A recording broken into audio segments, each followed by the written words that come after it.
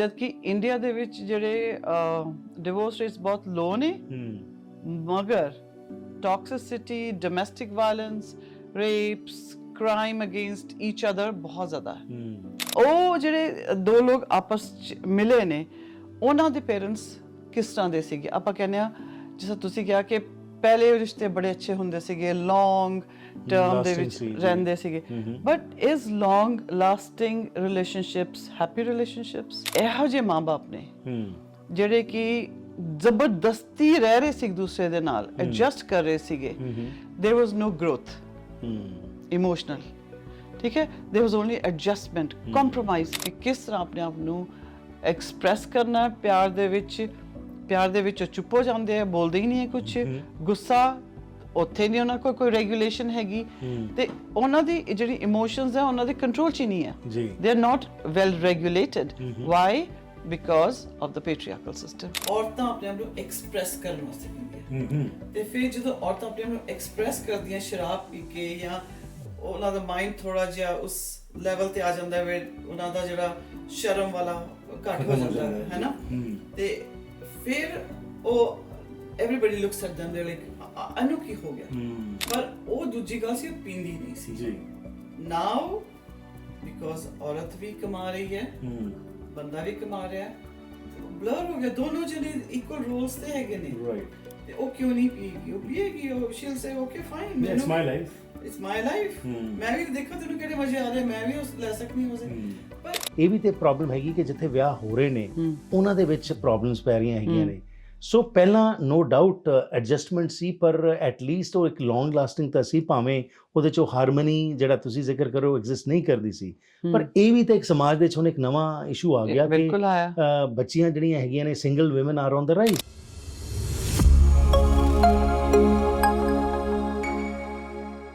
Harpreet Singh show ਦੇ ਅੱਜ ਦੇ ਇਸ ਐਪੀਸੋਡ ਵਿੱਚ ਅਸੀਂ ਤੁਹਾਨੂੰ ਆਪਣੀ ਜੜ੍ਹਾਂ ਨਾਲ ਜੋੜਨ ਦਾ ਯਤਨ ਕਰ ਰਹੇ ਹਾਂ, ਯਾਨੀ ਕਿ ਰੂਟਸ ਪ੍ਰੋਗਰਾਮ ਜਿਹੜਾ ਅਸੀਂ ਸ਼ੁਰੂ ਕੀਤਾ ਹੈ, ਜਿਸ ਦੇ ਤਹਿਤ ਅਸੀਂ ਵੱਖਰੇ ਵੱਖਰੇ ਮੁੱਦਿਆਂ ਦੇ ਉੱਤੇ ਇਨ ਡੈਪਥ ਐਨਾਲਿਸਿਸ ਕਰਦੇ ਹਾਂ ਕਿ ਕੀ ਹਨ ਉਹ ਮੁੱਦੇ ਤੇ ਉਹਨਾਂ ਦੇ ਕਿਹੜੇ ਕਾਰਨ ਨੇ ਜਿਨ੍ਹਾਂ ਕਰਕੇ ਉਹ ਖਰਾਬ ਹੋ ਰਹੇ ਨੇ ਜਾਂ ਬਿਹਤਰ ਹੋ ਰਹੇ ਨੇ।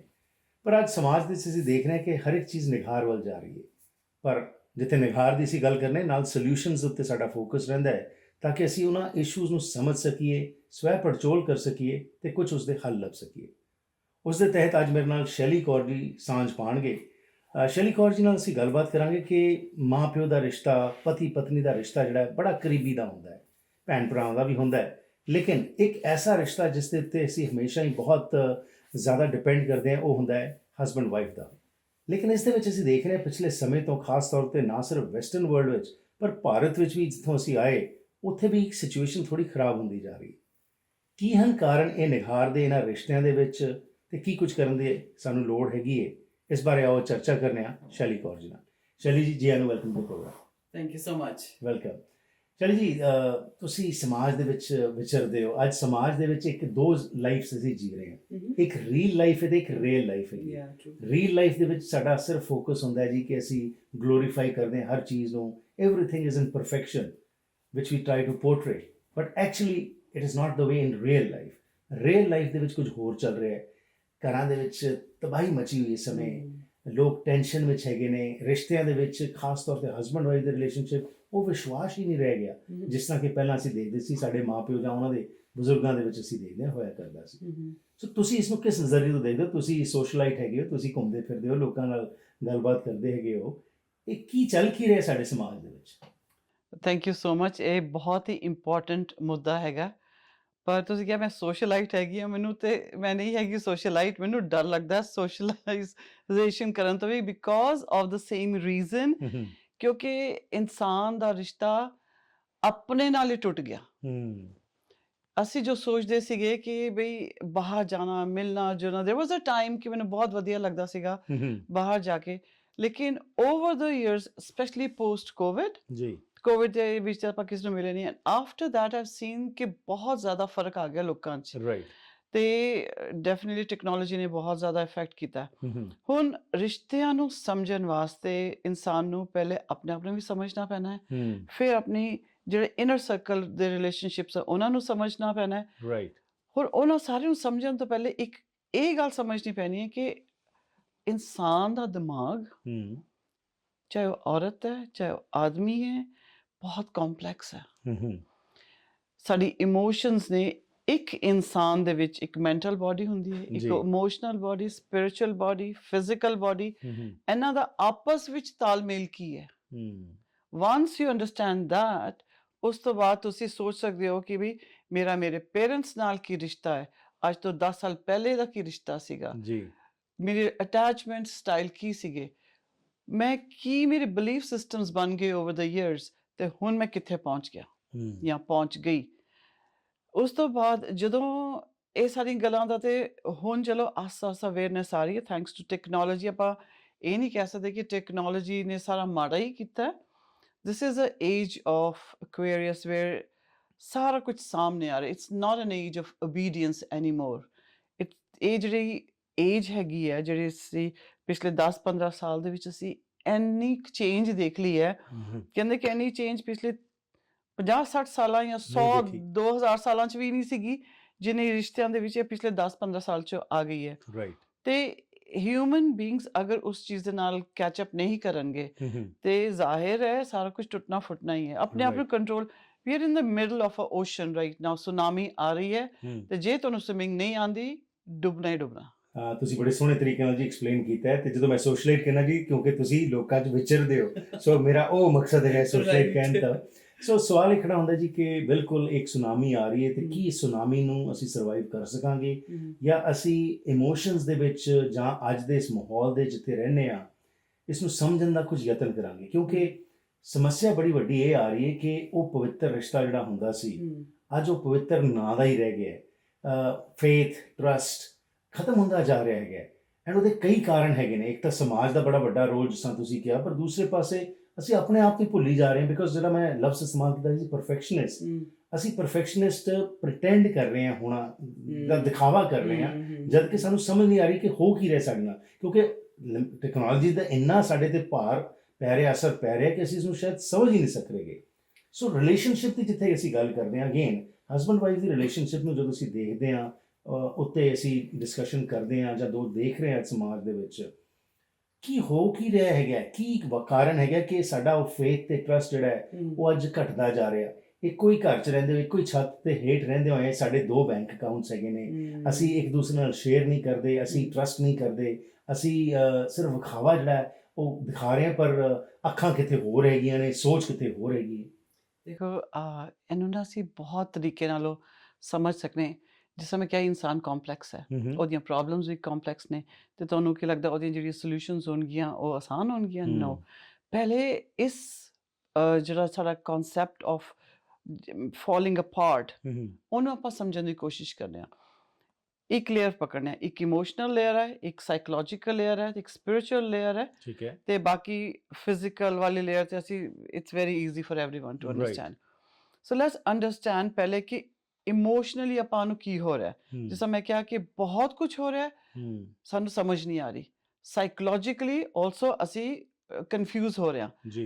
ਦੇयर are 2 aspects to it. One is the spiritual aspect, ਜਿਹੜਾ ਕਿ ਸਾਨੂੰ ਅਗਰ ਇਸ ਰਿਸ਼ਤੇ ਨੂੰ ਅਸੀਂ ਬਚਾਉਣਾ ਤਾਂ ਜਦੋਂ ਵੀ ਕੋਈ ਸਿਚੁਏਸ਼ਨ ਆਉਂਦੀ ਹੈ ਜ਼ਿੰਦਗੀ ਦੇ ਵਿੱਚ, ਉਹਦੇ ਵਿੱਚ ਬੜੇ ਸਾਰੇ ਫੈਕਟਰਸ ਹੁੰਦੇ ਨੇ ਜਿਹੜੇ ਅਸੀਂ ਦੇਖ ਨਹੀਂ ਸਕਦੇ, ਪਰ ਉਹਨਾਂ ਨੂੰ ਅਹਿਸਾਸ ਕਰ ਸਕਦੇ ਹਾਂ। We can feel it, they are intangible, ਅਸੀਂ ਟੱਚ ਨਹੀਂ ਕਰ ਸਕਦੇ।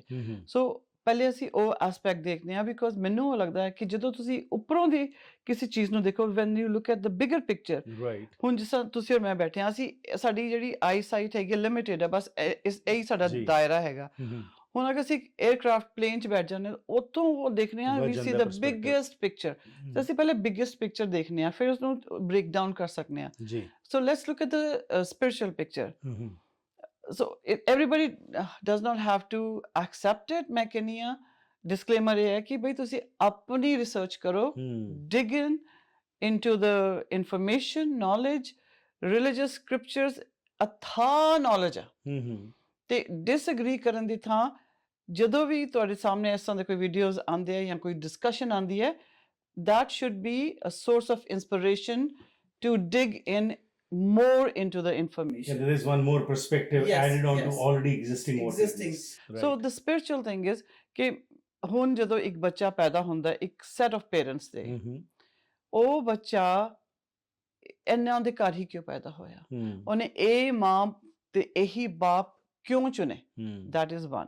ਜੀ ਹੁਣ ਉਹਨਾਂ ਦਾ ਜਿਹੜੇ ਐਕਸਪੀਰੀਅੰਸਿਸ ਹੋਏ, ਹੋ ਸਕਦਾ ਪੇਰੈਂਟਸ ਬੜੇ ਲਵਿੰਗ ਹੋਣ ਤੇ ਬੱਚਾ ਬਹੁਤ ਜ਼ਿਆਦਾ ਡਿਵੈਲਪ ਨਾ ਹੋਏ ਕਿਉਂਕਿ ਸਾਰਾ ਕੁਝ ਉਹਨਾਂ ਵਾਸਤੇ ਬੱਚੇ ਵਾਸਤੇ ਹੋ ਰਿਹਾ, ਜਾਂ ਫਿਰ ਉਹ ਬੱਚੇ ਜਿਹੜੇ ਪੇਰੈਂਟਸ ਨੇ ਨੈਗਲੀਜੈਂਟ ਨੇ ਤੇ ਉਹ ਬੱਚੇ ਨੂੰ ਬਹੁਤ ਕੁਝ ਆਪਣੇ ਆਪ ਕਰਨਾ ਪੈ ਰਿਹਾ, ਉਹਦੇ ਫਿਰ ਬਿਲੀਫ ਸਿਸਟਮ ਉਸ ਤਰ੍ਹਾਂ ਦੇ ਬਣ ਜਾਣਗੇ, ਡਿਫਰੈਂਟ ਐਕਸਪੀਰੀਅੰਸਿਸ ਉਸ ਬੱਚੇ ਦੇ ਹੋਣੇ ਸ਼ੁਰੂ ਹੋ ਜਾਂਦੇ ਆ। ਹੁਣ ਜਦੋਂ ਉਹ ਬੱਚੇ ਦੇ ਅਟੈਚਮੈਂਟ ਸਟਾਈਲ ਕੀ ਹੈ, ਅਵੋਇਡੈਂਟ ਹੈ ਜਾਂ ਫਿਰ ਐਂਕਸ਼ੀਅਸ ਹੈ ਜਾਂ ਫਿਰ ਸਿਕਿਉਰ ਅਟੈਚਮੈਂਟ ਸਟਾਈਲ ਹੈ ਜਾਂ ਇਨਸਿਕਿਉਰ ਅਟੈਚਮੈਂਟ ਸਟਾਈਲ ਹੈ, ਉਹ ਡਿਪੈਂਡ ਕਰਦਾ ਉਹ ਬੱਚਾ ਜਦੋਂ ਵੱਡਾ ਹੋਏਗਾ ਉਹਦੇ ਬਾਕੀ ਰਿਸ਼ਤੇਦਾਰ ਰਿਸ਼ਤੇ ਕਿਸ ਤਰ੍ਹਾਂ ਪਲੇ ਆਊਟ ਹੋਣਗੇ, ਠੀਕ ਹੈ। ਹੁਣ ਇਹ ਸਪਿਰਿਚੁਅਲ ਐਂਗਲ ਹੈ। Second part of the spirituality ਇਹ ਵੀ ਹੈ ਕਿ like I said that child chose the parents, chose those set of experience, ਕਿਉਂਕਿ ਹੁਣ ਇਸ ਸੌਫਟਵੇਅਰ ਦੇ ਵਿੱਚ ਆਇਆ ਤੇ ਉਹਦਾ ਰਿਜ਼ਲਟ ਆਹੀ ਆਉਣਾ ਹੈ। ਸੈਕਿੰਡ ਕਿ ਜਦੋਂ ਉਹ ਬੱਚਾ ਵੱਡਾ ਹੋ ਜਾਏਗਾ, ਹੁਣ ਉਹ ਬੱਚੇ ਦੇ ਆਸ-ਪਾਸ ਜਿਹੜੀ ਪਾਰਟਨਰ ਆਉਣਗੇ, ਚਾਹੇ ਮੇਲ ਚਾਹੇ ਫੀਮੇਲ, ਜੋ ਵੀ ਪਾਰਟਨਰਸ ਫਰੈਂਡਸ ਆਉਣਗੇ, ਉਹ ਆਪਣੇ ਐਕਸਪੀਰੀਐਂਸਿਸ ਲੈ ਕੇ ਆਉਣਗੇ ਤੇ why are only those people coming into his life, ਹੈ ਨਾ, ਕੋਈ ਨਾ ਕੋਈ ਰੀਜ਼ਨਸ ਹੁੰਦੇ ਆ। ਇਹ ਸਾਡੇ ਕਾਰਮਿਕ ਰਿਲੇਸ਼ਨਸ਼ਿਪਸ ਵੀ ਹੁੰਦੇ ਆ, ਇਹ ਸਾਡੇ ਸੋਲ ਕੰਟਰੈਕਟਸ ਵੀ ਹੁੰਦੇ ਆ, but that's another show all together, but this is our reasons ਨੇ। ਨਾਓ ਹੁਣ ਜਦੋਂ ਇਹ ਬੱਚਾ ਵੱਡਾ ਹੋ ਗਿਆ, ਜੋ ਸਪਿਰਿਚੁਅਲ ਹੋ ਗਿਆ, ਅਗਰ ਉਹ ਇਹਨਾਂ ਚੀਜ਼ਾਂ ਨੂੰ ਅੰਡਰਸਟੈਂਡ ਨਹੀਂ ਕਰਦਾ ਨਾ ਤੇ ਫਿਰ ਉਹ ਰੈਜ਼ਿਸਟ ਕਰੇਗਾ, fight ਕਰੇਗਾ, ਮੈਨੂੰ ਆ ਚਾਹੀਦਾ ਸੀ, ਆ ਕਿਉਂ ਨਹੀਂ ਮਿਲ ਰਿਹਾ, if you're nice to me, if I'm nice to you, why are you not nice to me? But bigger picture ਇਹ ਸੀਗੀ ਕਿ ਡਾਰਲਿੰਗ ਤੁਸੀਂ ਆਪਣੇ ਆਪ ਇਸ ਸਿਚੁਏਸ਼ਨ 'ਚ ਪਾਇਆ ਸੀਗਾ, ਆ ਦੁਨੀਆ ਤੁਹਾਡੇ ਆਸ-ਪਾਸ ਆ ਗਈ, so try to understand that. Right. So circumstances ਜਿਹੜੇ ਹੈਗੇ ਨੇ ਉਹ ਬਹੁਤ ਇੱਕ ਅਹਿਮ ਰੋਲ ਪਲੇ ਕਰਦੇ ਨੇ। These are the unseen factors. Yes. These are unseen factors. Right. Now the seen factors ਜਿਹੜੇ ਹੈਗੇ ਇਹ ਕਾਰਮਿਕ ਬੰਧਨ, ਇਹ ਸਾਰਾ ਕੁਝ ਪਲੇ ਆਊਟ ਹੋ ਰਿਹਾ ਐਂਡ ਇਹਦੇ ਪਿੱਛੇ ਬਹੁਤ ਸਾਰੀ ਸਾਇੰਸ ਹੈਗੀ ਹੈ, ਰਿਸਰਚ ਹੈਗੀ ਹੈ, ਪੜ੍ਹ ਸਕਦੇ ਹੋ। ਹੁਣ ਦੂਸਰਾ ਜਿਹੜਾ ਬਹੁਤ ਇੰਪੋਰਟੈਂਟ ਐਸਪੈਕਟ ਹੈ, ਹੁਣ ਤੁਸੀਂ ਕਿਹਾ ਕਿ ਰਿਸ਼ਤੇ ਕਿਉਂ ਟੁੱਟ ਰਹੇ ਨੇ, ਸਪੈਸ਼ਲੀ ਹਸਬੈਂਡ ਵਾਈਫ ਦਾ ਜਾਂ ਹੋਰ ਵੀ ਰਿਸ਼ਤੇ। Let's just take example of husband wife ਜਾਂ ਰੋਮਾਂਟਿਕ ਪਾਰਟਨਰਸ।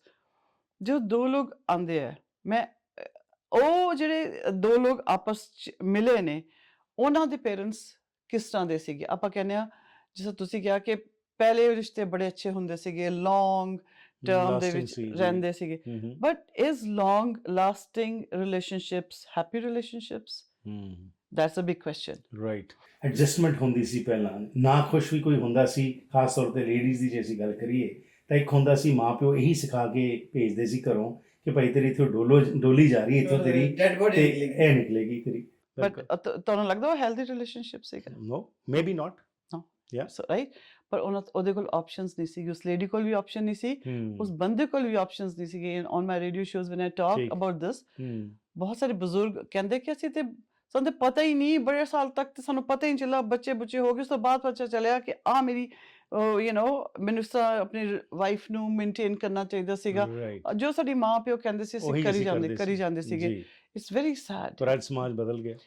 ਬਟ ਹੁਣ ਸੋਚਣ ਵਾਲੀ ਜਿਹੜਾ ਮੈਂ ਤੁਹਾਨੂੰ ਪੁਆਇੰਟ ਲਿਆਉਣ ਦੀ ਕੋਸ਼ਿਸ਼ ਕਰ ਰਹੀ ਹਾਂ ਕਿ ਜਦੋਂ ਇਹੋ ਜਿਹੇ ਮਾਂ ਬਾਪ ਨੇ ਜਿਹੜੇ ਕਿ ਜ਼ਬਰਦਸਤੀ ਰਹਿ ਰਹੇ ਸੀ ਇੱਕ ਦੂਸਰੇ ਦੇ ਨਾਲ, ਐਡਜਸਟ ਕਰ ਰਹੇ ਸੀਗੇ, there was no growth emotional, ਠੀਕ ਹੈ, there was only adjustment, compromise, subdued life ਸੀ, ਜੀ ਰਹੀ ਸੀ, suppressed life. ਜਿਹੜਾ ਮੇਲ ਬੰਦਾ ਸੀਗਾ, he did not know how to be vulnerable. ਉਹਨੂੰ ਨਹੀਂ ਪਤਾ ਕਿ ਮੈਂ ਆਪਣੀ ਇਮੋਸ਼ਨਸ ਨੂੰ ਕਿਸ ਤਰ੍ਹਾਂ ਐਕਸਪ੍ਰੈਸ ਕਰਨਾ ਹੈ। ਵਾਈਫ ਵੀ ਚੁੱਪ, ਠੀਕ ਹੈ। ਹੁਣ ਤੁਸੀਂ ਦੇਖੋ ਉਹਨਾਂ ਦੇ 2, 4 ਜਾਂ 5 ਬੱਚੇ ਨੇ, ਉਹ ਜਦੋਂ ਆਪਣੇ ਮਾਂ ਬਾਪ ਨੂੰ ਦੇਖ ਰਹੇ ਨੇ, ਹੁਣ ਉਹ ਬੱਚੇ ਇੱਥੇ ਆ ਗਏ, ਕਿਸੇ ਹੋਰ ਦੁਨੀਆ ਚਲੇ ਗਏ, ਟੀਵੀ ਰੇਡੀਓ ਸਾਰਾ ਕੁਝ ਦੇਖ ਰਹੇ, ਡੂ ਯੂ ਥਿੰਕ ਕਿ ਉਹ ਵਿਆਹ ਕਰਾਉਣਾ ਚਾਹਣਗੇ? ਡਿਸਕਨੈਕਸ਼ਨ ਹੋ ਗਿਆ ਨਾ, ਹੈ ਨਾ। ਉਹ ਕਹਿੰਦੇ ਇਜ਼ ਦਿਸ ਮੈਰਿਜ? ਤੁਸੀਂ ਆਪਸ ਵਿੱਚ ਚਲੋ ਬੇਸ਼ੱਕ ਤੁਹਾਡੀ ਲੜਾਈਆਂ ਨਹੀਂ ਹੋਈਆਂ, but I did not see any expression of love either. So ਆ ਸਾਰੇ ਇਕੱਠਾ ਹੋਈ ਜਾਂਦਾ।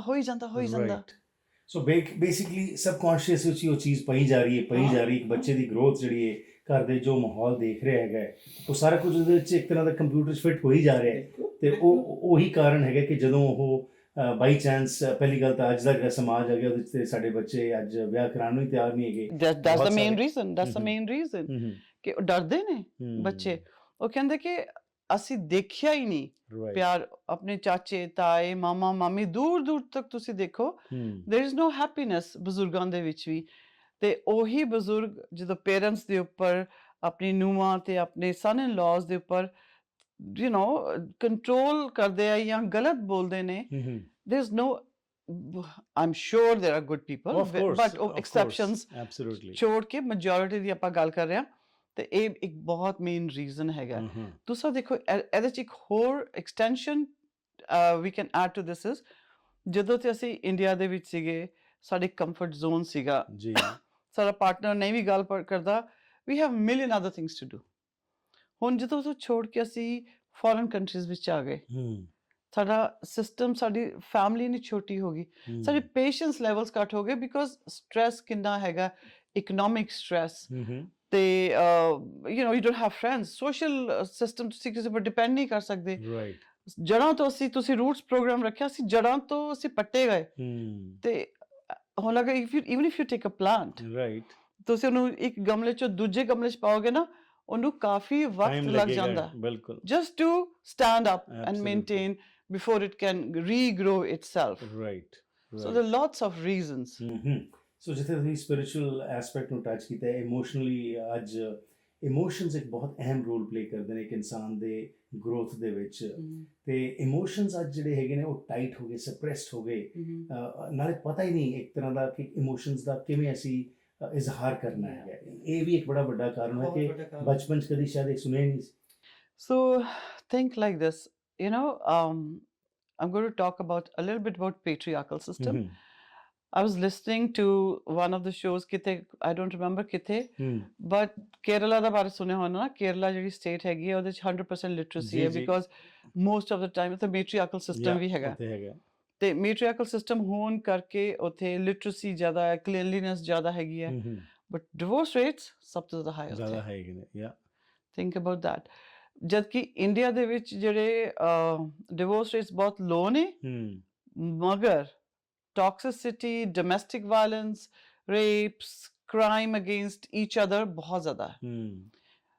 ਸੋ ਜਿਹੜੀ ਇਮੋਸ਼ਨਸ ਆ ਜਾਂਦੀਆਂ ਉਹ ਇਸ ਕਰਕੇ ਆ ਜਾਂਦੀਆਂ ਹੁਣ ਕੇਰਲਾ ਦੇ ਵਿੱਚ ਮੈਂ ਕਿਉਂ ਐਗਜ਼ਾਮਪਲ ਦਿੱਤਾ because women are expressing themselves now patriarchal system ਕਰਕੇ ਆਦਮੀਆਂ ਨੂੰ ਤੁਸੀਂ ਇੱਕ ਇਸ ਲੈਵਲ ਤੇ ਲਿਆ ਕੇ ਖੜਾ ਕਰ ਦਿੱਤਾ and I think I'm one of those very few women who supports men from every angle। ਮੈਂ ਕਹਿੰਦੀ ਹਾਂ ਕਿ ਅਗਰ ਅਸੀਂ ਆਪਣੇ ਸਮਾਜ ਦੇ ਵਿੱਚ ਕੋਈ ਵੀ ਚੇਂਜ ਲੈ ਕੇ ਆਉਣੀ ਹੈ we have to help men because they have lost it। ਉਹਨਾਂ ਨੂੰ ਨਹੀਂ ਪਤਾ ਕਿ ਕਿਸ ਤਰ੍ਹਾਂ ਆਪਣੇ ਆਪ ਨੂੰ ਐਕਸਪ੍ਰੈਸ ਕਰਨਾ ਪਿਆਰ ਦੇ ਵਿੱਚ ਚੁੱਪ ਹੋ ਜਾਂਦੇ ਆ ਬੋਲਦੇ ਹੀ ਨਹੀਂ ਕੁਛ ਗੁੱਸਾ ਉੱਥੇ ਨਹੀਂ ਉਹਨਾਂ ਕੋਲ ਕੋਈ ਰੈਗੂਲੇਸ਼ਨ ਹੈਗੀ ਤੇ ਉਹਨਾਂ ਦੀ ਜਿਹੜੀ ਇਮੋਸ਼ਨਸ ਹੈ ਉਹਨਾਂ ਦੇ ਕੰਟਰੋਲ 'ਚ ਹੀ ਨਹੀਂ ਹੈ they are not well regulated why because of the patriarchal system। ਉਹਨਾਂ ਨੂੰ ਕਿਹਾ ਗਿਆ ਵੀ ਤੂੰ ਬੰਦਾ ਹੈ ਤੂੰ ਤੇ ਪਿਆਰ ਨਹੀਂ ਕਰ ਸਕਦਾ ਤੂੰ ਕੋਈ ਇਜ਼ਹਾਰ ਨਹੀਂ ਕਰ ਸਕਦਾ ਆਪਣਾ ਦੁੱਖ ਨਹੀਂ ਕਰ ਸਕਦਾ। ਹੁਣ ਅਗਰ ਮਦਰ ਇਨ ਲਾਅ ਸਾਹਮਣੇ ਖੜੀ ਹੈ ਚਾਹੇ ਆਦਮੀ ਦੀ ਮਾਂ ਹੈ ਚਾਹੇ ਕੁੜੀ ਦੀ ਮਾਂ ਅਗਰ ਸਾਹਮਣੇ ਖੜੀ ਹੈ ਵੈਸੇ ਅਗਰ ਉਹ ਲੋਕ ਨਾ ਹੋਣ ਬੰਦਾ ਥੋੜੀ ਬਹੁਤ ਫਿਰ ਵੀ ਹੈਲਪ ਕਰ ਦਿੰਦਾ wife the but if she is standing there ਬੰਦਾ ਵਿਲ ਨਾਟ ਹੈਲਪ। ਸਾਡਾ ਜਿਹੜਾ ਸਮਾਜ ਔਰ ਸਾਡੇ ਘਰਾਂ ਦੇ ਸਿਸਟਮ ਹੀ ਇੰਨੇ ਆ ਨਾ ਇਹ ਥੋੜੇ ਆਪਣੇ ਆਪ ਹੀ ਬ੍ਰੇਕ ਕਰਨੇ ਪੈਣੇ ਆ ਆਪਣੇ ਆਪ ਹੀ ਰਿਸਪੌਂਸਿਬਿਲਿਟੀ ਲੈਣੀ ਪੈਣੀ ਹੈ। Nobody from outside is going to come and help। Absolutely, but that requires a paradigm shift in your thinking।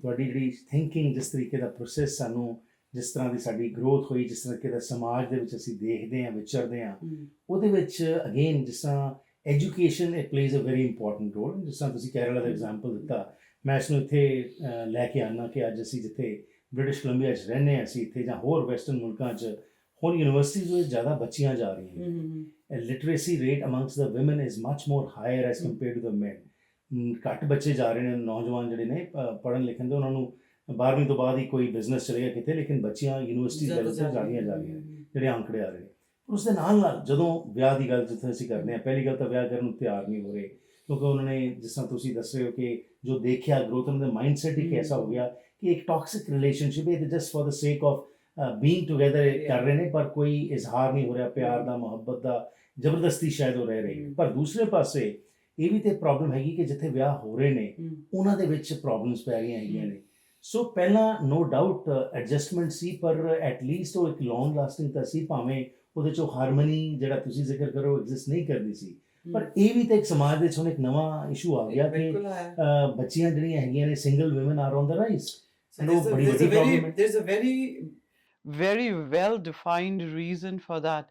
If you go 100 years back or some odd years back, pre-industrialization ਤੇ ਚੱਲ ਜਾ, ਜਦੋਂ ਆਦਮੀ ਦਾ ਜਿਹੜਾ role ਸੀ very well defined ਸੀ। ਬੰਦੇ ਨੇ ਬਾਹਰ ਜਾਣਾ ਹੈ, ਪੈਸਾ ਲਿਆਣਾ ਹੈ, ਐਂਡ ਔਰਤ ਦਾ ਵੀ ਬਹੁਤ ਵੈਲ ਡਿਫਾਈਨਡ ਸੀਗਾ, and it was a very good role. ਅਗਰ ਮੈਨੂੰ ਕੋਈ ਅੱਜ ਪੁੱਛੇ would you like to take that role, I'll be very happy to take that role. ਬੱਚਿਆਂ ਨਾਲ ਟਾਈਮ ਸਪੈਂਡ ਕਰੋ, ਤੁਸੀਂ ਘਰ ਖਾਣਾ ਬਣਾਓ, ਐਂਡ ਯੂ ਬੜਾ ਸੋਹਣਾ ਸਾਫ ਸੁਥਰਾ ਘਰ ਰੱਖੋ, it's a safe place for me to be in. ਪਰ ਆਸਤਾ ਆਸਤਾ ਜਿਸ ਤਰ੍ਹਾਂ ਪੈਟਰੀਆਰਕਲ ਸਿਸਟਮ ਨੇ ਡਿਵਾਈਡ ਕਰਤਾ ਇਨਸਾਨਾਂ ਨੂੰ। ਇਹ ਇੱਕ ਰੀਜ਼ਨ ਹੈਗਾ ਇਨਸਾਨਾਂ ਨੂੰ, ਕਲਚਰਸ ਨੂੰ ਡਿਵਾਈਡ ਕਰਨਾ।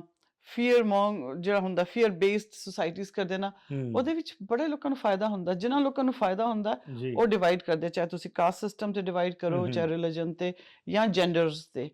ਤੇ ਹੁਣ ਜਦੋਂ ਆਸਤਾ ਆਸਤਾ ਇੰਨੀ ਡਿਵੀਜ਼ਨ ਹੋ ਗਈ ਤੇ ਇੰਡਸਟਰੀਲਾਈਜੇਸ਼ਨ ਹੋ ਗਈ, ਕੰਜ਼ਿਊਮਰਿਜ਼ਮ ਵੱਧ ਗਿਆ, ਨਾਲੇ ਆਈ ਥਿੰਕ ਰਿਲੀਜੀਅਸ ਕੰਟਰੋਲਸ, ਮੈਂ ਹਮੇਸ਼ਾ ਰਿਲੀਜਨ ਨੂੰ ਲੈ ਕੇ ਆਉਂਦੀ ਹਾਂ, ਬਿਕੋਜ਼ ਉਹਨਾਂ ਨੇ ਚਾਹੇ ਫਾਇਦਾ ਜ਼ਰੂਰ ਕੀਤਾ ਬਟ ਡੈਮੇਜ ਵੀ ਬਹੁਤ ਜ਼ਿਆਦਾ ਕੀਤਾ, ਐਂਡ ਦੇ could have controlled it, but ਉਹਨਾਂ ਨੇ ਇਸ ਡੈਮੇਜ ਨੂੰ ਵਧਣ ਦਿੱਤਾ।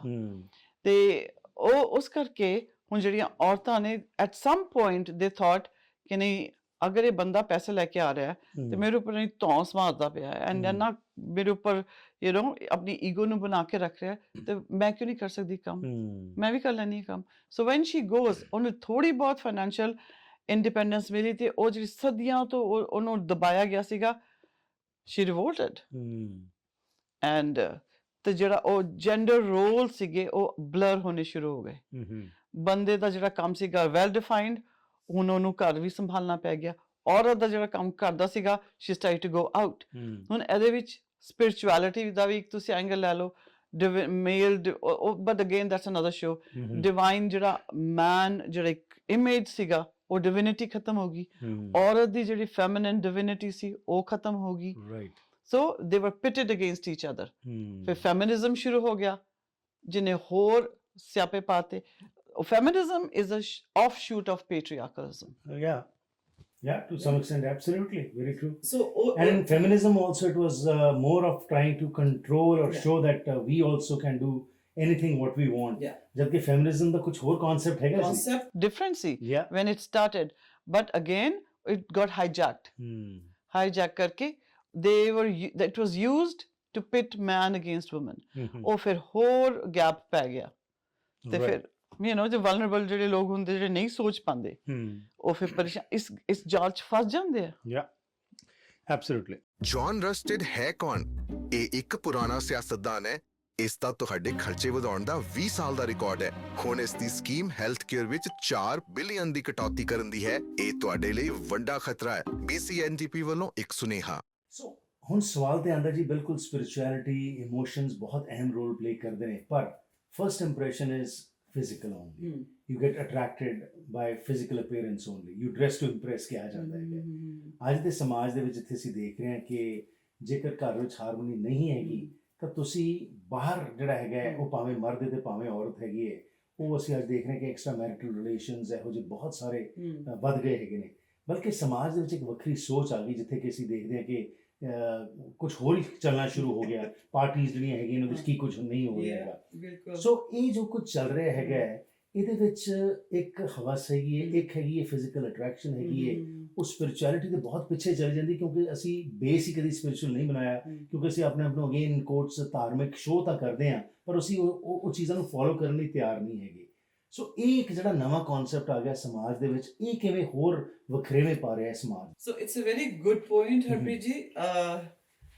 ਤੁਹਾਨੂੰ ਕੀ ਲੱਗਦਾ ਤੁਸੀਂ ਕਿਹਾ ਕਿ ਅੱਜ ਕੱਲ ਦੇ ਟਾਈਮ ਦੇ ਵਿੱਚ ਇਹ ਐਕਸਟਰਾ ਮੈਰਿਟਲ ਅਫੇਅਰਸ ਸਾਰਾ ਕੁਝ ਹੋ ਰਿਹਾ you go back to Roman day Romans ਉਦੋਂ ਤੁਸੀਂ ਦੇਖਿਆ ਕਿਹੋ ਜਿਹੀਆਂ ਪਾਰਟੀਆਂ ਹੁੰਦੀਆਂ ਰਾਈਟ ਇਹ ਬਹੁਤ ਟਾਈਮ ਤੋਂ ਚੱਲਦਾ ਆ ਰਿਹਾ ਹੈ ਇਹ ਇੱਕ ਇੰਡੀਵਿਜੂਅਲ ਦੀ ਚੋਇਸ ਹੁੰਦੀ ਹੈ ਪਰ ਸਾਡੇ ਇੰਡੀਅਨ ਪੰਜਾਬੀ ਕਲਚਰ ਦੇ ਵਿੱਚ ਇਹ ਨਹੀਂ ਸੀਗਾ ਤੇ ਹੁਣ ਇਹ ਜ਼ਿਆਦਾ ਆ ਗਿਆ ਬਿਕੋਜ਼ ਜਦੋਂ ਸਾਨੂੰ ਸਾਡੇ ਗੁਰੂਆਂ ਨੇ ਸਜਾਇਆ ਸੀਗਾ ਸਾਡੇ ਚ ਬਹੁਤ ਸਟਰੋਂਗ ਐਥਿਕਸ ਸੀਗੇ ਉਹ ਵੈਲਿਊਜ਼ ਸੀਗੀਆਂ ਉਹ ਬਲਰ ਹੋ ਗਈਆਂ ਵੈਸਟਰਨ ਵਰਲਡ ਦੇ ਨਾਲ ਜਦ ਕਿ ਸਾਨੂੰ ਪਤਾ ਕੀ ਕਰਨਾ ਚਾਹੀਦਾ ਸੀਗਾ ਸਾਨੂੰ ਇਹਨਾਂ ਦੀ ਵੀ ਗੁੱਡ ਕੁਆਲਿਟੀਜ਼ ਲੈਣੀਆਂ ਚਾਹੀਦੀਆਂ ਸੀਗੀਆਂ ਪਰ ਇਹ ਨਹੀਂ ਹੈ ਕਿ ਇਹੋ ਜਿਹੇ ਲੋਕ ਨਹੀਂ ਨੇ ਜਿਹੜੇ ਨਹੀਂ ਲੈਂਦੇ ਹਰ ਸਮਾਜ ਹੁੰਦੇ ਨੇ ਪਰ ਮੈਜੋਰਿਟੀ ਹੁਣ ਇੱਥੇ ਆ because it's a easy way ਇਹ ਰਸਤਾ ਆਸਾਨ ਹੈ ਤੇ ਜਦੋਂ ਅਸੀਂ ਆਪਣੇ ਦੇਸ਼ ਤੋਂ ਇਸ ਦੇਸ਼ ਤੱਕ ਆਨੇ ਆ ਅੱਜ ਥੋੜੀ ਜਿਹੀ ਐਸਟ੍ਰੋਲੋਜੀ ਵੀ ਅਗਰ ਤੁਸੀਂ ਪਾਓ ਨਾ ਦੇयर इज अ ਰੀਜ਼ਨ ਕਿ ਸਾਰੇ ਨਹੀਂ ਆਂਦੇ ਜਿਨ੍ਹਾਂ ਦੇ ਚਾਰਟਸ ਇੱਕ ਸਪੈਸੀਫਿਕ ਕਿਸਮ ਦੇ ਹੁੰਦੇ ਆ ਉਹੀ ਲੋਕ ਇੱਥੇ ਪਹੁੰਚ ਪਾਉਂਦੇ ਆ ਐਕਚੁਅਲੀ ਉਹਨਾਂ ਨੂੰ ਇੱਕ ਓਪਰਚੁਨਿਟੀ ਮਿਲਦੀ ਆ ਕਿ ਤੁਹਾਨੂੰ ਹੁਣ ਬਹੁਤ tough circumstances this is your boot camp ਹੁਣ ਤੁਸੀਂ ਇੱਥੇ ਰੂਟ ਚੱਕਰ ਤੋਂ ਵੀ ਆਪਣੇ ਆਪ ਨੂੰ ਆਪਰੇਟ ਕਰ ਸਕਦੇ ਹੋ ਹਾਰਟ ਤੋਂ ਵੀ ਆਪਰੇਟ ਕਰ ਸਕਦੇ ਹੋ ਪ੍ਰਾਣ ਤੋਂ ਵੀ ਆਪਰੇਟ ਕਰ ਸਕਦੇ ਹੋ ਤੇ because it's a tough class ਤੇ ਜਿਹੜੇ ਰੈਗੂਲਰ ਲੋਕ ਹੁੰਦੇ ਆ ਦੇ ਗਿਵਨ ਉਹ ਕਹਿੰਦੇ ਕਿ ਚਲੋ this come to the pressure ਇਹ ਆਸਾਨ ਰਸਤਾ ਹੈਗਾ ਸਟ੍ਰੈਸ ਆਊਟ ਹੋ ਗਏ ਆਪਣੇ ਆਪ ਸਟ੍ਰੈਸ ਨੂੰ ਕਿਸ ਤਰ੍ਹਾਂ ਰਿਲੀਜ਼ ਕਰਨਾ ਹੈ ਸ਼ਰਾਬ ਪੀ ਲਈ ਡਰੱਗਸ ਕਰ ਲਏ ਯੂ نو ਲਸਟ ਵਾਲਾ ਰਸਤਾ ਲੱਭ ਲਿਆ but that is not an option sooner or later ਇਹ ਜਿਹੜੀ ਡਾਰਕਨੈਸ ਹੈ ਡਾਰਕਨੈਸ ਵਾਲੇ ਜਾ ਕੇ ਲੀਡ ਕਰੇਗੀ ਐਬਸੋਲੂਟਲੀ ਤੁਸੀਂ ਰੂਟ ਚੱਕਰ ਤੇ ਹੀ ਰਹੋਗੇ which is not a very good place to be ਪਰ ਜੇ ਤੁਸੀਂ ਉਹਨੂੰ ਐਕਸਪੈਂਡ ਕਰ ਸਕਦੇ ਹੋ ਔਰ ਤੁਸੀਂ ਉਸ ਤੋਂ ਰਾਈਜ਼ ਕਰ ਸਕਦੇ ਹੋ ਤੁਸੀਂ ਇਹ ਨਹੀਂ ਹੈ ਕਿ ਆਪਸ਼ਨਸ ਨਹੀਂ ਹੈਗੀਆਂ but you choosing not to do ਤਾਂ ਇਸ ਕਰਕੇ ਇੱਥੇ ਜ਼ਿਆਦਾ ਹੋ ਗਿਆ ਬਿਕੋਜ਼ ਆਸਾਨ ਰਸਤਾ ਹੈਗਾ ਜੀਵਨ ਵਿਅਰਥ ਹੀ ਤੁਸੀਂ ਗਵਾ ਲੋਗੇ ਤੁਹਾਡਾ ਇਹ ਕਹਿਣ ਦਾ ਮਤਲਬ ਹੈ ਕਿ it will be just like ਇੱਕ ਪਸ਼ੂ ਜਿਹੜਾ ਹੈਗਾ ਖਾਂਦਾ ਪੀਂਦਾ ਤੇ ਚਲੇ ਜਾਂਦਾ ਉਹੀ ਹਾਲ ਆਪਣਾ ਬਸ ਤੁਸੀਂ ਉੱਥੇ ਤੱਕ ਹੀ ਰਹਿ ਗਏ ਰਾਈਟ ਤੇ ਇਹ ਚੋਇਸ ਹੈਗੀ ਤੁਹਾਡੇ ਕੋਲ ਰਾਈਟਸ ਐਬਸੋਲੂਟਲੀ ਪਰ ਉਹ ਰਾਈਜ਼ ਕਰਨ ਦੇ ਵਿੱਚ ਜਿੱਥੇ ਤੁਸੀਂ ਇਹ ਗੱਲ ਐਸੀ ਕਰ ਰਹੇ ਹੋ ਇੱਕ ਹੋਰ ਸਮੱਸਿਆ ਜਿਹੜੀ ਆ ਜਾ ਰਹੀ ਹੈ ਕਿ ਜੀ ਪਹਿਲਾਂ ਤਾਂ ਮਰਦ ਹੀ ਪਿਆ ਕਰਦੇ ਸੀ ਜ਼ਿਆਦਾ ਹੁਣ ਔਰਤਾਂ ਵੀ ਬਰਾਬਰ ਦੀਆਂ ਆ ਗਈਆਂ ਯੰਗਸਟਰਸ ਜਦੋਂ ਤੁਸੀਂ ਦੇਖਦੇ ਹੋ ਉਹਨਾਂ 'ਚ ਤਾਂ ਕੋਈ ਹੈ ਹੀ ਨਹੀਂ ਡਿਫਰੈਂਸ ਹੈ ਹੀ ਨਹੀਂ ਕਿ ਇਹ ਵੀ ਇੱਕ ਕਲੇਸ਼ ਦਾ ਕਾਰਨ ਬਣ ਰਿਹਾ ਕਿ ਹਸਬੈਂਡ ਵਾਈਫ ਦੇ ਵਿੱਚ ਜਿਹੜੀ ਉਹ ਰਿਲੇਸ਼ਨਸ਼ਿਪ ਇੱਕ ਹੁੰਦੀ ਸੀ ਬੜੀ ਸਟਰੈਂਥ ਹੁੰਦੀ ਸੀ ਕਿ ਚਲੋ ਜੇ ਮੀਆਂ ਕਰ ਰਿਹਾ ਤੇ ਵਾਈਫ ਜਿਹੜੀ ਸੀ ਉਹ ਸੰਭਾਲ ਲੈਂਦੀ ਸੀ ਜਾਂ ਹੁਣ ਉਹ ਬਰਾਬਰਤਾ ਤੇ ਜਿੱਥੇ ਪੈਸੇ ਵੀ ਲਿਆ ਰਹੀ ਹੈ ਉਹ ਖਰਚਣਾ ਵੀ ਚਾਹੁੰਦੀ ਹੈ ਉਹ ਆਪਣਾ ਜੀਵਨ ਵੀ ਜੀਣਾ ਚਾਹੁੰਦੀ ਹੈ ਉਹਦੇ ਨਾਲ ਕਿੰਨੀ ਕੁ ਪ੍ਰੋਬਲਮ ਪੈ ਰਹੀ ਤੁਹਾਨੂੰ ਲੱਗਦਾ ਵਾਈਫ ਸੰਭਾਲ ਲੈਂਦੀ ਸੀਗੀ ਪਹਿਲੇ ਨਹੀਂ ਸੀ ਵਾਈਫ ਸੰਭਾਲਦੀ ਪਹਿਲੇ ਅਗਰ ਆਦਮੀ ਪੀ ਕੇ ਆਉਂਦਾ ਮੈਂ ਆਪਣੇ ਅੱਖਾਂ ਨਾਲ ਦੇਖਿਆ ਆਦਮੀ ਪੀ ਕੇ ਆਉਂਦਾ ਸੀਗਾ ਤੇ ਵਾਈਫ ਕਲੇਸ਼ ਪਾਉਂਦੀ ਸੀ ਕਿਸੇ ਹੋਰ ਤਰੀਕੇ ਨਾਲ she used to went in a different way ਸੱਸ ਸਹੁਰੇ ਤੇ ਬੱਚਿਆਂ ਤੇ ਉਹ ਟੌਕਸਿਸਿਟੀ ਕਿਤੇ ਨਾ ਕਿਤੇ ਤੇ ਨਿਕਲਣੀ ਹੈ ਠੀਕ ਹੈ ਪਰ ਉਹ ਦੂਜੀ ਗੱਲ ਸੀ ਉਹ ਪੀਂਦੀ ਨਹੀਂ ਸੀ ਨਾਓ ਬਿਕੋਜ਼ ਔਰਤ ਵੀ ਕਮਾ ਰਹੀ ਹੈ ਬੰਦਾ ਵੀ ਕਮਾ ਰਿਹਾ ਬਲਰ ਹੋ ਗਿਆ ਦੋਨੋਂ ਜਣੇ ਇਕੁਅਲ ਰੋਲਸ ਤੇ ਹੈਗੇ ਨੇ ਤੇ ਉਹ ਕਿਉਂ ਨਹੀਂ ਪੀਏਗੀ ਉਹ ਪੀਏਗੀ ਉਹ she'll say okay fine it's my life ਮੈਂ ਵੀ ਦੇਖੋ ਤੈਨੂੰ ਕਿਹੜੇ ਮਜ਼ੇ ਆ ਰਹੇ ਮੈਂ ਵੀ ਲੈ ਸਕਦੀ ਹਾਂ ਬਟ ਅਗੇਨ ਦੋਨੋਂ ਦਾ ਹੀ ਇਹ ਜਿਹੜਾ ਆਪਸ਼ਨਸ ਹੈ ਰੋਂਗ ਹੈਗੇ ਜਿਹੜੀ ਸ਼ਰਾਬ ਵੀ ਤੁਸੀਂ ਪੀ ਰਹੇ ਸਭ ਕੁਝ ਅਗਰ ਬੈਲੈਂਸ ਵਿੱਚ ਕੀਤਾ ਜਾਏ ਫॉर ਰਿਕ੍ਰੀਏਸ਼ਨਲ ਪਰਪਸਸ ਗੁੱਡ ਪਰ ਜੇ ਤੁਸੀਂ ਮੇਰੇ ਕੋਲ ਕੰਸਲਟੇਸ਼ਨ ਵਾਸਤੇ ਲੋਕੀ ਆਉਂਦੇ ਆ the women also ਜਿਹੜੀ ਵਿਚਾਰੀ ਆਪੇ ਕਹਿੰਦੀ ਕਿ ਅਸੀਂ ਨਾ ਹੁਣ ਐਡਿਕਸ਼ਨ ਚ ਆ ਗਏ women are into addiction because there's a reason for it because ਜਿਹੜੀ ਔਰਤਾਂ ਹੁੰਦੀਆਂ ਨਾ ਉਹ ਬਹੁਤ ਇਮੋਸ਼ਨਲ ਹੁੰਦੀਆਂ they are designed that way ਤੇ ਬੰਦੇ ਆਪਣੇ ਆਪ ਨੂੰ ਸਪਰੈਸ ਕਰਨ ਵਾਸਤੇ ਪੀਂਦੇ ਆ ਔਰਤਾਂ ਆਪਣੇ ਆਪ ਨੂੰ ਐਕਸਪ੍ਰੈਸ ਕਰਨ ਵਾਸਤੇ ਪੀਂਦੀਆਂ ਤੇ ਫਿਰ ਜਦੋਂ ਔਰਤਾਂ ਆਪਣੇ ਆਪ ਨੂੰ ਐਕਸਪ੍ਰੈਸ ਕਰਦੀਆਂ ਸ਼ਰਾਬ ਪੀ ਕੇ ਜਾਂ ਉਹਨਾਂ ਦਾ ਮਾਈਂਡ ਥੋੜਾ ਜਿਹਾ ਉਸ ਲੈਵਲ ਤੇ ਆ ਜਾਂਦਾ ਹੈ ਉਹਨਾਂ ਦਾ ਜਿਹੜਾ ਸ਼ਰਮ ਵਾਲਾ ਘੱਟ ਹੋ ਜਾਂਦਾ ਹੈ ਨਾ ਤੇ ਫਿਰ ਉਹ everybody looks at them they're like ਇਹਨੂੰ ਕੀ ਹੋ ਗਿਆ ਪਰ ਜਿਹੜਾ ਆਦਮੀ ਹੈ ਜਦੋਂ ਸਪਰੈਸ ਕਰਨ ਵਾਸਤੇ ਪੀਂਦਾ ਜਾਂ ਤੇ ਚੁੱਪ ਹੋ ਜਾਏਗਾ ਜਾਂ ਉਹ ਜਾ ਕੇ he'll be an angry drunk person ਉਹ ਵਿਚਕਾਰ ਕੋਈ ਮੇਲ ਨਹੀਂ ਹੈਗਾ ਉਹਦਾ ਕਿ ਉਹ ਖੁਸ਼ ਹੋ ਜਾਏਗਾ ਰੋਜ਼ ਹੀ ਸ਼ਰਾਬ ਪੀ ਕੇ ਖੁਸ਼ ਹੋ ਰਿਹਾ ਨੋ ਔਰਤਾਂ ਪਹਿਲੇ ਖੁਸ਼ ਹੋਣਗੀਆਂ ਐਂਡ ਉਸ ਤੋਂ ਬਾਅਦ ਇੱਕਦਮ 80 to 90% ਸੈਡ ਹੋ ਜਾਣਗੀਆਂ ਦੁਖੀ ਹੋਣਗੀਆਂ ਰੋਣਗੀਆਂ ਤੇ ਫਿਰ ਕਲੇਸ਼ ਪਾਣਗੀਆਂ ਫਿਰ ਨੈਕਸਟ ਮਾਰਨਿੰਗ ਦੇ get up it's worse than yesterday. Right So एक ਚੱਕਰ ਵਿਸ਼ੇਸ਼ ਸਰਕਲ ਜਿਹਾ ਬਣ ਜਾਂਦਾ ਜਿਹਦੇ 'ਚ circle. ਤੁਸੀਂ ਹੋਰ ਖੁੱਬਦੇ ਜਾਂਦੇ ਹੋ। ਤੇ ਜੇਕਰ ਤੁਸੀਂ ਜਿਹੜੀ ਤੁਸੀਂ ਗੱਲ ਕੀਤੀ ਕਿ ਆਪਣੇ ਆਪ ਦਾ ਮਕਸਦ ਸਮਝ ਲਈਏ ਅਸੀਂ Yeah. ਕਿ ਕਿਸ ਤਰ੍ਹਾਂ ਹਾਰਮਨੀ ਲਿਆ ਸਕਨੇ ਹਾਂ ਅਸੀਂ Yeah. ਘਰ ਦੇ ਵਿੱਚ, ਘਰ ਦੇ 'ਚ ਹਾਰਮਨੀ ਹੋਏਗੀ ਤੇ ਸਮਾਜ ਹਾਰਮਨੀ ਹੋਏਗੀ, ਕਿਉਂਕਿ ਅੱਜ ਘਰਾਂ 'ਚ ਕਲੇਸ਼ ਨਹੀਂ, ਇਸੇ ਕਰਕੇ ਸਮਾਜ ਵੀ ਅਸੀਂ ਕਲੇਸ਼ ਦੇਖ ਰਹੇ ਹਾਂ। ਬਿਲਕੁਲ ਸੋ ਕਿੱਥੋਂ ਸ਼ੁਰੂ ਕੀਤਾ ਜਾਏ? ਤੁਸੀਂ ਬੜੀ ਸੋਹਣੀ ਗੱਲ ਕਹੀ ਸੀ ਕਿ ਅਸੀਂ ਆਪਣਾ ਮੂਲ ਜਿਹੜਾ ਹੈ ਮਕਸਦ ਜਿਹੜਾ ਸਾਡਾ ਜੇ ਉਹ ਸਮਝ ਲੈਂਦੇ ਹਾਂ ਤਾਂ ਡੈਫੀਨੇਟਲੀ ਅਸੀਂ ਆਪਣੇ ਆਪ ਨੂੰ ਉਸ ਲੈਵਲ ਤੋਂ ਬਾਹਰ ਕੱਢ ਸਕਦੇ ਹਾਂ। ਸਾਡੇ ਕੋਲ ਚੋਇਸ ਹੈਗੀ ਹੈ, ਪਰ ਉਹ ਚੋਇਸ ਕਿਉਂ ਨਹੀਂ ਅਸੀਂ ਅਡਾਪਟ ਕਰਦੇ ਜਦ ਕਿ ਪਤਾ ਹੈ ਕਿ ਇਹ ਤਾਂ ਹਨੇਰਾ ਹੀ ਹਨੇਰਾ ਹੈ, ਅਸੀਂ ਅੱਜ ਨਹੀਂ ਤਾਂ ਕੱਲ ਡਿੱਗਣਾ ਹੀ ਡਿੱਗਣਾ ਇਹਦੇ ਵਿੱਚ। ਬਿਕੋਜ਼ ਹਨੇਰਾ ਜਿਹੜਾ ਨਾ it's very enjoyable, temporary pleasure ਹੈਗਾ। ਤੇ ਜਦੋਂ ਤੁਸੀਂ ਉਸ ਲੈਵਲ 'ਚੋਂ ਬਾਹਰ ਚਲੇ ਜਾਓ, sooner or later everyone will understand. ਜੀ ਇਸ ਜਨਮ 'ਚ ਨਹੀਂ ਸਮਝ ਆਏਗੀ, ਅਗਲੇ 'ਚ ਆ ਜਾਏਗੀ, ਉਸ ਤੋਂ ਅਗਲੇ 'ਚ ਆ ਜਾਏਗੀ। ਬਟ ਤੁਸੀਂ ਧਰਤੀ ਤੇ ਆਏ ਕਿਉਂ? Why you born? ਖਾ ਪੀ ਕੇ ਬਿੱਲ ਪੇ ਕਰਕੇ ਮਰ ਜਾਓ, ਬੱਚੇ ਪੈਦਾ ਕਰਕੇ, ਬੱਚੇ ਤਾਂ ਜਾਨਵਰ ਵੀ ਪੈਦਾ ਕਰ ਲੈਂਦੇ, ਜੀ ਫਿਰ ਤੁਹਾਡੇ 'ਚ ਬਾਕੀਆਂ 'ਚ ਕੀ ਫਰਕ ਹੈਗਾ? ਸਾਡੇ 'ਚ ਇੰਨੇ ਸਾਰੇ ਪਤਾ ਨਹੀਂ ਕਿੰਨੇ 100 ਚੱਕਰ ਨੇ ਸਾਡੇ ਪਰ, 7 ਮੇਨ ਐਨਰਜੀ ਸੈਂਟਰਸ ਨੇ। ਸਾਡੀ ਸਟਲ ਬਾਡੀ ਹੈ, ਸਾਡੀ ਇਮੋਸ਼ਨਲ ਬਾਡੀ ਹੈ, spiritual body. Try to understand ਕਿ I am not just a body. Right. I am much more than my body. Question yourself, why am I here? Why am I in a woman's body? Right. मैं एक आदमी the body च क्यों नहीं है? आदमी question करे मैं औरत दी बॉडी च क्यों नहीं है? मेरी डिविनिटी की है? मैं क्यों नहीं अपने आप ਨੂੰ ਜਿਹੜੀ ਮੇਰੇ ਘਰ ਚ ਕਲੇਸ਼ ਪਿਆ, ਫॉर एग्जांपल ਮੇਰੇ ਘਰ ਚ ਕਲੇਸ਼ ਪਿਆ, ਇਹ ਕਲੇਸ਼ ਦੇ ਕਾਰਨ ਕੀ ਹੈ? ਇਹਦੇ ਚ ਮੇਰੀ ਕਿੰਨੀ ਪਾਰਟਿਸਿਪੇਸ਼ਨ ਹੈ? ਜਿਹੜੀ ਵੀ ਗੇਮ ਚੱਲਦੀ ਹੈ ਘਰ ਦੇ ਵਿੱਚ, ਇਕੱਲੇ ਬੰਦੇ ਕਰਕੇ ਜਾਂ ਇਕੱਲੀ ਜਨਾਨੀ ਕਰਕੇ ਨਹੀਂ ਚੱਲਦੀ, ਸਾਰੇ ਜਣੇ ਪਾਰਟਿਸਿਪੇਟ ਕਰ ਰਹੇ। ਐਬਸੋਲੂਟਲੀ, ਤਾੜੀ ਤੇ ਦੋਨੋਂ ਹੱਥਾਂ ਨਾਲ ਨਹੀਂ ਵੱਜਦੀ ਹੈਗੀ ਜੀ। ਤੇ ਜੇ ਜਿਸ ਤਰ੍ਹਾਂ ਤੁਸੀਂ ਗੱਲ ਕਰ ਰਹੇ ਹੋ ਕਿ ਸਾਨੂੰ ਜੇ ਸਮਝ ਆ ਜਾਏ ਆਪਣਾ ਮਕਸਦ ਕੀ ਹੈਗਾ, ਐਂਡ ਆਫ ਕੋਰਸ ਫਿਰ ਅਸੀਂ ਬਾਹਰ ਨਿਕਲ ਸਕਦੇ ਹਾਂ। ਪਰ ਜੇਕਰ ਸਿਰਫ ਅਸੀਂ ਈਗੋ ਸੈਂਟਰਡ ਥਾਟ ਵਿੱਚ ਹੀ ਫਸੇ ਰਹਾਂਗੇ ਕਿ ਬਈ ਮੈਂ ਵੀ ਪੈਸੇ ਕਮਾ ਰਿਹਾ ਤੇ ਉਹ ਵੀ ਕਮਾ ਰਹੀ ਹੈ ਤੇ ਅਸੀਂ ਸਿਰਫ ਆਪਣਾ ਜਿਉਣਾ ਹੈ, ਤੇ ਫਿਰ ਅੱਜ ਐਂਡ ਰਿਜ਼ਲਟ ਉਹੀ ਹੋਏਗਾ ਜੋ ਅੱਜ ਅਸੀਂ ਸਮਾਜ ਦੇਖ ਰਹੇ ਹਾਂ। ਇੱਥੇ ਹੀ ਰਹਿਣਾ, ਫਿਰ ਇੱਥੇ ਇਸੇ ਲੈਵਲ ਤੇ, ਇਸੇ ਵਾਈਬ੍ਰੇਸ਼ਨ ਤੇ ਰਹੋਗੇ। ਕਹਿੰਦੇ ਨਾ, if you want to listen to a different music, ਜੇ ਇੱਕ ਮੈਂ ਰੇਡੀਓ ਸਟੇਸ਼ਨ ਚਲਾ ਰਹੀ ਹਾਂ ਤੇ ਮੈਨੂੰ ਉੱਥੇ ਉਸੇ ਦੇ ਹੀ ਪ੍ਰੋਗਰਾਮ ਦਿਖਾਈ ਦਿੰਦੇ ਆ, ਸੁਣਨੇ। But if I have to change, ਮੈਨੂੰ ਕੋਈ ਹੋਰ ਗਾਣੇ ਸੁਣਨੇ ਆ, ਫ੍ਰੀਕੁਐਂਸੀ ਚੇਂਜ ਕਰਨੀ ਪੈਣੀ, ਤੇ ਤੁਹਾਨੂੰ ਆਪਣੀ ਆਪ ਦੀ ਜਿਹੜੀ ਫ੍ਰੀਕੁਐਂਸੀ ਉਹ ਚੇਂਜ ਕਰਨੀ ਪੈਣੀ ਹੈ। We are all energetic beings.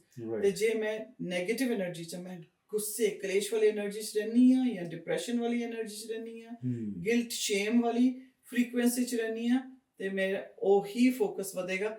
ਆਸ-ਪਾਸ ਮੇਰੇ ਜਿਹੜੇ ਲੋਕ ਹੋਣਗੇ ਉਹ ਵੀ ਉਹਦੇ ਨਾਲ ਦੇ ਮਿਲਦੇ ਜੁਲਦੇ ਆ ਜਾਣਗੇ। ਬਿਲਕੁਲ, because you attract. Absolutely. So you have to understand ਕਿ ਅਸੀਂ ਇਸ ਧਰਤੀ ਤੇ ਆਏ ਹਾਂ, ਜੇ ਤੁਹਾਨੂੰ ਮਕਸਦ ਤੁਹਾਡਾ ਸਮਝ ਨਹੀਂ। ਹੁਣ ਲੋਕ ਇਹ ਵੀ ਪੁੱਛ ਸਕਦੇ ਆ ਕਿ ਫਿਰ ਮੇਰਾ ਮਕਸਦ ਕੀ ਹੈ ਜ਼ਿੰਦਗੀ ਦਾ? Well, that's not for me to tell you. Right. Go find it. Right? And everybody can find it. Basically ਅਸੀਂ ਵੈਸੇ ਸਿਆਣੇ ਆ, ਜਦੋਂ ਪੈਸੇ ਦੀ ਗੱਲ ਆਉਂਦੀ ਹੈ ਉਦੋਂ ਸਭ ਕੁਝ ਪਤਾ ਹੁੰਦਾ ਹੈ ਸਾਨੂੰ, ਪਰ ਜਦੋਂ ਇਹੋ ਜਿਹੀਆਂ ਚੀਜ਼ਾਂ ਹੁੰਦੀਆਂ, ਧਰਮ ਦੀ ਗੱਲ ਕਰੀਏ ਜਾਂ ਇਹੋ ਜਿਹੀ ਮੋਰੈਲਿਟੀ ਦੀ ਗੱਲ ਕਰੀਏ, ਤਦ ਅਸੀਂ ਥੋੜੇ ਜਿਹੇ ਅਣਜਾਣੇ ਬਣ ਜਾਂਦੇ, ਜਦ ਕਿ ਸਾਨੂੰ ਪਤਾ ਧਰਮ ਵੀ ਨਹੀਂ ਹੈ। ਸੌਰੀ ਅਰਪੀ, ਧਰਮ ਵੀ ਨਹੀਂ ਹੈ, ਇਹ ਮੋਰੈਲਿਟੀ ਵੀ ਨਹੀਂ ਹੈ, ਇਹ ਬੇਸਿਕ ਰਿਸਪੌਂਸਿਬਿਲਿਟੀ ਤੁਹਾਡੀ ਆਪ ਦੀ ਆਪਣੇ ਵਾਸਤੇ। Right, do yourself a favour. Absolutely. But ਧਰਮ ਵੀ ਤਾਂ ਇਹੀ ਸਿਖਾਉਂਦਾ ਹੈ ਸਾਨੂੰ, ਅਸਲ ਵਿੱਚ ਤਾਂ ਇਹੀ ਸਿਖਾਉਂਦਾ ਹੈ ਕਿ ਜੀ ਆਪਣੀ ਰਿਸਪੌਂਸਿਬਿਲਿਟੀ ਅਸੀਂ ਸਮਝੀਏ ਕਿ ਅਸੀਂ ਮਕਸਦ ਕੀ ਹੈ ਸਾਡਾ, why we are here. And ਜਿੰਨਾ ਵੀ ਲਿਮਿਟਡ ਟਾਈਮ ਸਾਡੇ ਕੋਲ ਹੈਗਾ, ਅੱਧੇ ਤੋਂ ਵੱਧ ਤਾਂ ਵੈਸੇ ਅਸੀਂ ਗਵਾਤਾ, ਜਿੰਨਾ ਬਾਕੀ ਬਚਿਆ ਜੇ ਅੱਜ ਵੀ ਸਮਝ ਆਈਏ ਤਾਂ ਅਸੀਂ ਆਪਣੇ ਘਰਾਂ ਦੇ ਵਿੱਚ ਇੱਕ ਸੁਖਾਵਾਂ ਮਾਹੌਲ ਕ੍ਰੀਏਟ ਕਰ ਸਕਦੇ ਹਾਂ, ਤੇ ਹੈਵਨ ਜਿਸ ਨੂੰ ਅਸੀਂ ਬਾਹਰ ਲੱਭਦੇ ਹਾਂ ਉਹ ਇੱਥੇ ਅਸੀਂ ਕ੍ਰੀਏਟ ਕਰ ਸਕਦੇ ਹਾਂ। It's here. Absolutely, absolutely. Well, thank you very much. It was a wonderful discussion. Thank you for being here. Thank you and so definitely much. we'll continue with these discussions. Absolutely. Whereby idea is that as you very rightly said ਕਿ ਅਸੀਂ ਸਮਝ ਲਈਏ ਤੇ ਸਮਝ ਕੇ ਜਿੰਨੀ ਛੇਤੀ ਅਸੀਂ ਆਪਣੇ ਰੂਟਸ ਨਾਲ ਜੁੜਾਂਗੇ, ਯਾਨੀ ਆਪਣੀ ਜੜ੍ਹਾਂ ਜਿਹੜੀਆਂ ਸਾਡੀਆਂ ਨੇ ਬੜੀਆਂ ਮਜ਼ਬੂਤ ਹੈਗੀਆਂ ਨੇ ਅਜੇ ਵੀ। ਸਿਰਫ ਜ਼ਰੂਰਤ ਹੈਗੀ ਕਿ ਜਿਹੜਾ ਸਾਡੇ ਉੱਤੇ ਉਹ ਵਿਕਾਰਾਂ ਦਾ ਇੱਕ ਬਹਿ ਗਿਆ ਨਾ ਜਾਲ, ਪਰਦਾ ਪੈ ਗਿਆ, ਉਸਨੂੰ ਅਸੀਂ ਹੌਲੀ ਹੌਲੀ ਹਟਾਉਂਦੇ ਰਹੀਏ। It's not a one day fair, but if we have the inclination, then definitely answers are available. ਇੱਕ ਮੈਂ ਲਾਸਟ ਗੱਲ ਜ਼ਰੂਰ ਕਵਾਂਗੀ ਇੱਥੇ ਕਿ ਜਿਸ ਤਰ੍ਹਾਂ ਤੁਸੀਂ ਕਿਹਾ, ਉਸੇ ਗੱਲ ਨੂੰ ਅੱਗੇ ਵਧਾਉਣ ਵਾਸਤੇ ਜਿਹੜਾ ਇਹ ਸਾਡੇ ਉੱਪਰ ਗਰਦਾ ਪੈ ਗਿਆ ਨਾ, ਇਟਸ ਨਾਟ ਅਬਾਊਟ ਕਿ ਅਸੀਂ ਕੀ ਸਿੱਖਣਾ ਤੇ ਕੀ ਨਹੀਂ ਸਿੱਖਣਾ। This journey of lifetime is about remembering who we are. We are very powerful souls. Right. ਉਹ ਚੀਜ਼ ਅਸੀਂ ਯਾਦ ਕਰਨੀ ਹੈ, ਉਹ ਤਾਂ ਹੀ ਹੋਈ, ਉਹ ਅੰਦਰ ਹੈਗੀ ਹੈ। ਅਸੀਂ ਪਰਦਾ ਹਟਾਉਣਾ ਹੈ, ਜਿਹੜਾ ਗੰਦ ਪੈ ਗਿਆ ਬਾਕੀ ਸਾਰਾ ਉੱਪਰ, ਉਹ ਹਟਾ ਲਓ। the real self will come out. Wonderful, thank you so much. Thank you. John rusted है कौन? ये एक पुराना सियासतदान है। इसका आपके खर्चे बढ़ाने का 20 साल का रिकॉर्ड है। अब इसकी स्कीम हेल्थ केयर से $4 बिलियन की कटौती करने की है। ये आपके लिए बड़ा खतरा है। BCNDP द्वारा एक संदेश। ਸੋ ਅੱਜ ਜੋ ਅਸੀਂ ਗੱਲਬਾਤ ਕੀਤੀ ਜੀ ਜੜ੍ਹਾਂ ਨਾਲ ਜੁੜੀਏ, ਇਹ ਰੂਟਸ ਚਲਾਉਣ ਦਾ ਮਕਸਦ ਹੀ ਇਹ ਹੈਗਾ ਕਿ ਅਸੀਂ ਵੱਖਰੇ ਵੱਖਰੇ ਮੁੱਦਿਆਂ ਤੇ ਜੋ ਤੁਹਾਡੇ ਨਾਲ ਡਿਸਕਸ਼ਨਸ ਕਰਦੇ ਹਾਂ ਕਿ ਪਹਿਲਾਂ ਤਾਂ ਸਾਨੂੰ ਪਤਾ ਹੈ ਕਿ ਜੀ ਸਿਚੁਏਸ਼ਨ ਕਿੱਥੇ ਖਰਾਬ ਹੈਗੀ ਹੈ। ਵੀ ਆਲ ਨੋ ਦੈਟ, ਇਹ ਨਹੀਂ ਕਿ ਸਾਨੂੰ ਨਹੀਂ ਪਤਾ। ਸੋਲੂਸ਼ਨਸ ਵੀ ਸਾਨੂੰ ਪਤਾ ਹੈ, ਪਰ ਕੀ ਅਸੀਂ ਉਸ ਲਈ ਤਿਆਰ ਹੋ ਰਹੇ ਹਾਂ ਜਾਂ ਤਿਆਰ ਕਰਨ ਲਈ ਆਪਣੇ ਆਪ ਨੂੰ ਉਸ ਪਾਸੇ ਨੂੰ ਲੈ ਕੇ ਜਾ ਰਹੇ ਹਾਂ ਜਿਹਦੇ ਨਾਲ ਕਿ ਅਸੀਂ ਸੋਲੂਸ਼ਨਸ ਓਰੀਐਂਟਡ ਆਪਣੇ ਜੀਵਨ ਦੇ ਵਿੱਚ ਉਹ ਸੋਚ ਲੈ ਕੇ ਆ ਸਕੀਏ। ਕਿਉਂਕਿ ਹਰ ਇੱਕ ਸਮੱਸਿਆ ਦਾ ਹੱਲ ਹੈਗਾ ਤੇ ਹੱਲ ਵੀ ਸਾਡੇ ਅੰਦਰ ਹੀ ਹੈਗਾ, ਪਰ ਕੀ ਅਸੀਂ ਤਿਆਰ ਹੋ ਰਹੇ ਹਾਂ ਤੇ ਕੀ ਅਸੀਂ ਤਿਆਰ ਹੋ ਕੇ ਉਸ ਨੂੰ ਅਪਣਾਉਣ ਲਈ ਤਿਆਰ ਹਾਂ। ਅੱਜ ਇਸੀ ਸਵਾਲ ਨਾਲ ਮੈਂ ਪ੍ਰੋਗਰਾਮ ਦੀ ਇੱਥੇ ਸਮਾਪਤੀ ਕਰਨਾ। ਆਓ ਸਵੈ ਪੜਚੋਲ ਕਰੀਏ, ਆਪਣੇ ਆਪ ਦੇ ਅੰਦਰ ਝਾਤ ਮਾਰਾਂਗੇ ਤੇ ਸਾਨੂੰ ਆਨਸਰਸ ਵੀ ਜ਼ਰੂਰ ਮਿਲ ਜਾਣਗੇ।